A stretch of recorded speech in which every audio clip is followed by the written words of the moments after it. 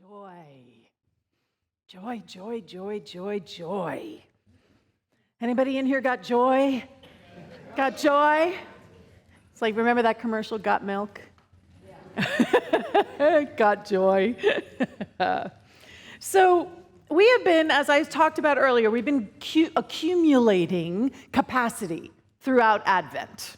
We've been accumulating the ability for us to be able to step into something. And I love this quote from Mother Teresa: "A joyful heart is the inevitable result of a heart burning with love." And it so perfectly speaks to how love, as we talked about last week, is what enables us to show up as joy, which, quite honestly, is our true nature. Does it feel like our true nature all the time? No. Cindy was like, no. She was very clear about that. Anybody else as clear as she is? I am, right? So the question that I keep sitting with is how to cultivate that. How to cultivate that capacity, because it is a capacity. It's not something that's just sort of out there and it comes and it goes and it's elusive, even though it might feel that way. It's actually something that we can connect with and carry with us through everything and anything. So last week I shared this quote: "Service is what prayer looks like when it gets up off its knees and walks around in the world." And I would say service is what love looks like when it gets up off its knees and walks around in the world. There's something that we are always being called to, which is challenging, at least for me, which is to not just sort of hold it in my heart and I have this yummy feeling inside of me, but how do I actually walk it around in the world? How do I actually show up in the world in a way that is this place that is love, and as we're going to talk about today, that is joy? So, in its truest expression, joy transforms difficulties into blessings and heartache into gratitude. So just breathe into this with me for a moment. Because joy and happiness often get equated, and I want to differentiate those. That joy is a constant. It is always available, always accessible. It is there always. Happiness comes and goes. Happiness is the thing that we may feeling. Joy is what we are being invited to be.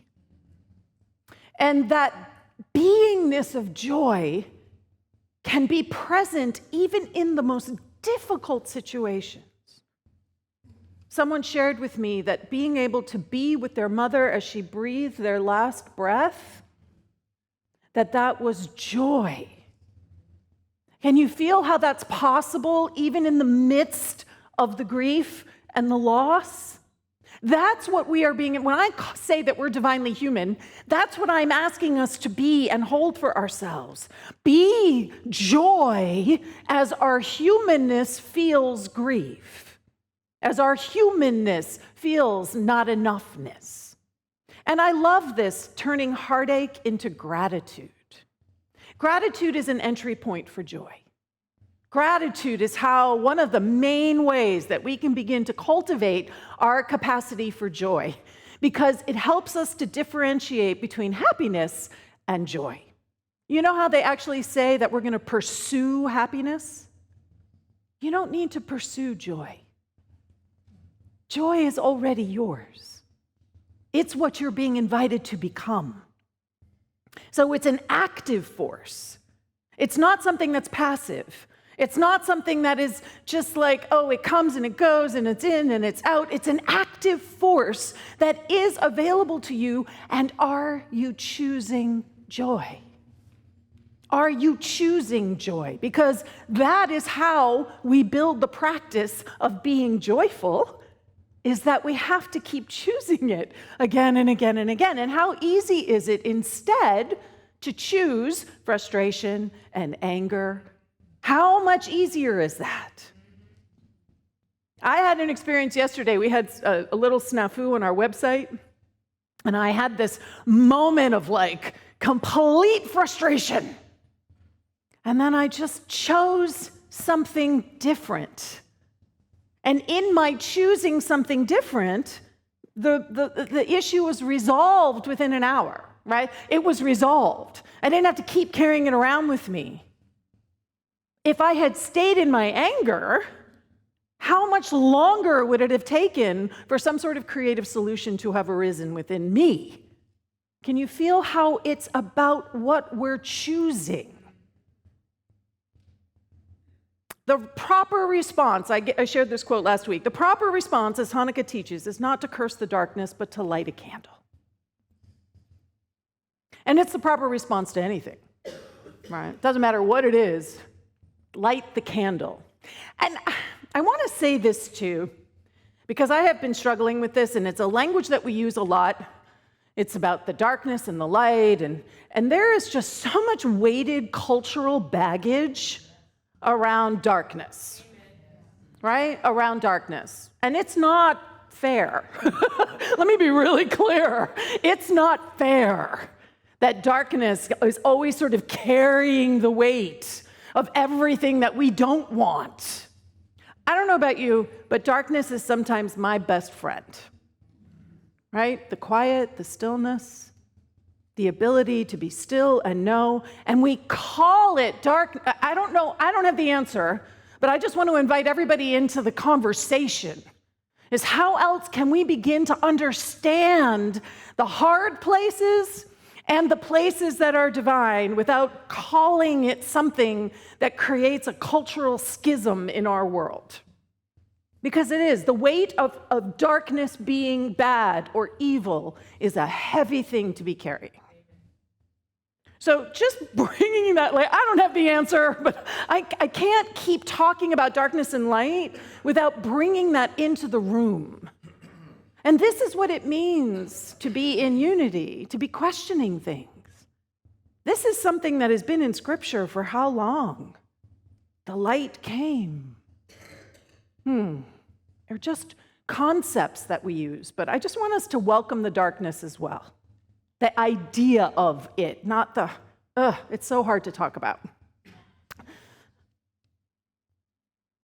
So in the midst of all of this, that was like a little sidebar, so I'm going to come back. Thank you for going with me where my heart sort of takes me, right? It just struck me today, and I just really wanted to speak to that. And this is the day the Lord has made. Let us rejoice and be glad in it. Whew, that's a hard thing to do, isn't it? This is the day, whatever this day is, whatever you are in the midst of, whatever is happening in your life, can you rejoice in it? And that is where gratitude is this invitation to turn that which we are struggling with into a blessing, that which is a difficulty into something that we can welcome. Because as I have said many times before, we do not grow if we do not have something that we're rubbing up against.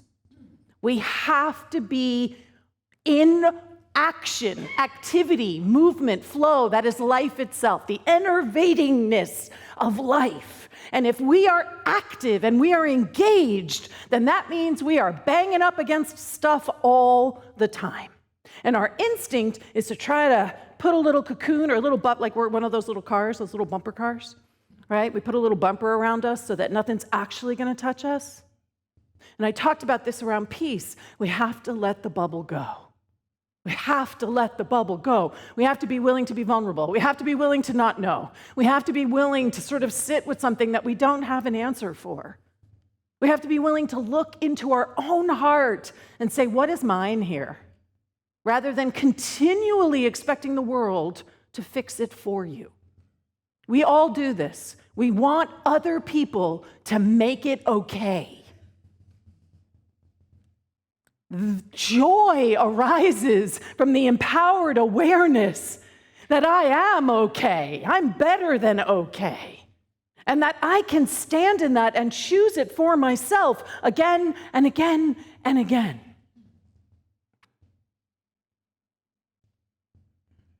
The joy of life comes from our encounters with new experiences. There is no greater joy than to have an endlessly changing horizon, for each day to have a new and different sun. I love that, because how many of us are fixed on what our sun is, on the thing that we are moving towards or that we think we're supposed to be focused upon? What if every day we woke up and discovered something anew? That is where the joy of life comes from. So any of those places in your life where you're feeling boredom or, blah. How many people in here have the blahs? I get the blahs, right? I call them the blahs, right? Those spaces, that's an invitation to shift focus to a different horizon, to open ourselves up into the truth of who we are, into the truth of what the world is. The world is amazing. The world is incredible. And do hard things happen in this time and space? Absolutely. But we are the truth of who we are is bigger than all of that. Eric Butterworth says, the true Christmas involves a giving way to our greater potential. It's a kind of birth of the Christ in the manger of consciousness. I love that. The manger of consciousness. A commitment to the continued unfoldment of the greater possibilities of our nature. We are continually being invited to shed our skin, not to toughen it up, not to make it like armor. We are being invited to shed our skin so that we can experience and interact and be in this world in a completely different way. And there will be a point where we'll need to shed that skin, and the next, and the next. So anybody in here feel like being in a snake with me for 2024? Where we're just going to keep shedding what doesn't work, right? Can you give way to your greater potential? The only thing that is standing in the way of your greater potential is you. That is the only thing standing in the way of your greater potential. Can you give way? And it is in that space. That is the joy. Can you feel that? The giving way is the joy, because that's the birth. That's the birthing process that we're actually celebrating here on Christmas. We're celebrating the birth of something, and if you don't think that a woman in labor has to give way, there is a surrender that happens in that process. Yes? Where are the mothers in here who have actually, right? There is a surrender that has to happen in that process. There is something else in control. It ain't you.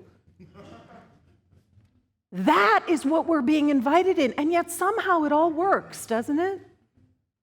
It may be painful, it may be uncomfortable, and yet on the other side of it is this new life. This new life that is absolute joy. This is what the invitation is to step into during this time of year. Rumi says, when you do things from your soul, you feel a river moving in you, a joy. That could just be the talk, right? Right there. When you do things from your soul. And what that means is that you're letting go of the human identity. You're letting go of the story. You're letting go of the hurts and they did this and I did that and oh no and oh yes and never will and always will. Just got to let it all go at some point. The only place those stories are living is in you.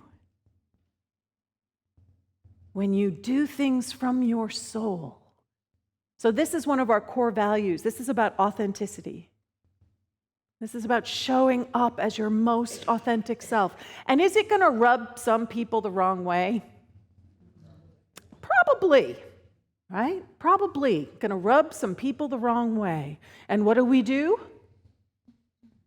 We just keep getting bigger, and we love them with their stuff, because guess what? Do we have stuff too? Yeah. Right? No one here is ahead of anybody. It's not like it's a race to consciousness. We up-level each other. When I heal something within me, that it facilitates something being healed within you. And when you heal something within you, that facilitates a healing happening within me. Can you feel that? That's the connectivity. That's another one of our core values. So this is a space where I'm inviting you to actually do things from your soul. What would that feel like if you actually lived from your soul? I'm going to read something from Howard Thurman. During the holiday season, I always come back to Howard Thurman. He's a touchstone for me. Meditations on the Heart of the Heart is one of my mainstays that I come back to again and again and again. Howard Thurman says, "The old song of my spirit has wearied itself out. It has long ago been learned by my heart. It repeats itself over and over, bringing no added joy to my days or lift to my spirit. I will sing a new song. I must learn the new song for the new needs. I must fashion new words born of all the new growth of my life, of my mind, of my spirit. I must prepare for new melodies that have never been mine before, that all that is within me may lift my voice unto God. Therefore I shall rejoice with each new day and delight my spirit in each fresh unfolding. I will sing this day a new song." So anybody in here willing to be a snake and sing a new song with me in 2024? Right? I mean, this is what we are being called to. And I'm really clear that this is the work that we are being called to do. This is what is going to make a change on the planet. It's not a cerebral fix that's going to make this planet something better. It is spiritual principle. It is compassion. It is love. It is joy. It is peace. It is harmony. That is what is going to make this world truly a world that works for everyone. Inclusivity. Look at that. I hit all three of our core values. But this is the calling. So if you're struggling with thinking that this growth and evolution for you yourself isn't worth the time or energy because you don't value yourself enough to think that you can know yourself as whole, think about the world. Can you show up for the world? Can you do this work within and without so that we truly, truly can know peace on earth? Not in 3,000 years, but right now, that we are the makers. We are the ones who are bringing this. Joy is an active beingness. Can we embody that? And from there, rebirth the Christ, the I am that we all are. So let's take this into a time of meditation. So I'm going to leave you with this, which I found, which I thought was really kind of great. Choose joy, practice joy, know joy, live joy, feel happiness. So let's breathe together.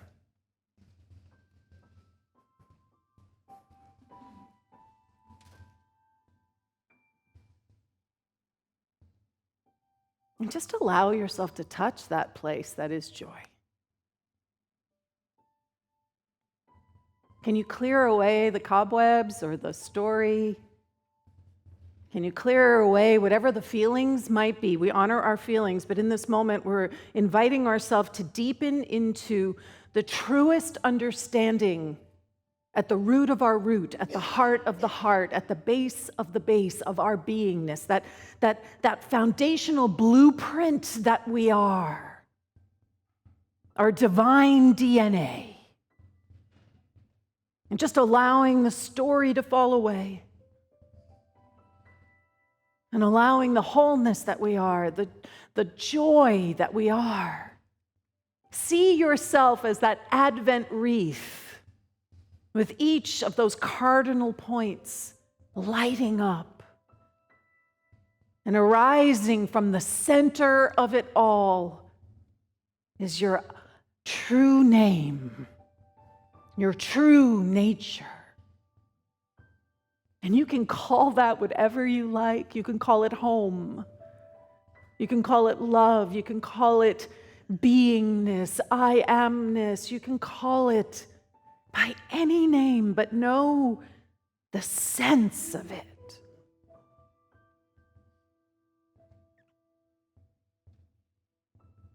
And as you rest in this, just invite the question, are you willing to get out of your own way so that you can be this in time and in space? Are you willing to shed the skin? Are you willing to sing a new song? And as we rest in the silence, I just want you to allow whatever resistance there is, whatever story there is, to just allow it to burble up and allow it to burble away. So let's just take a few moments in the silence,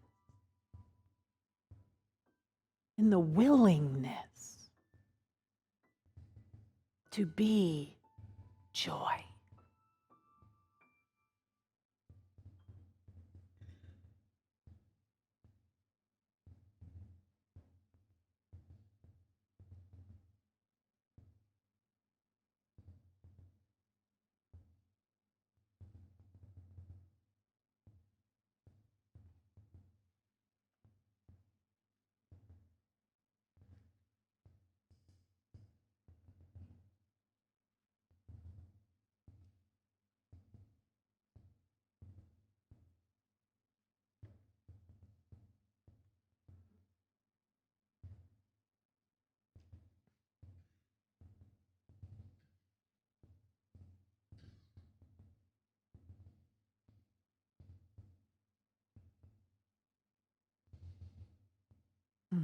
So in this moment, the invitation is to be made new.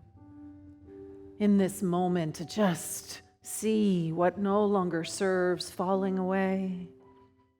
In this moment, to allow the joy that is your true nature to burble forth unimpeded. To allow perhaps a smile or a grounded centeredness. How does joy live as you?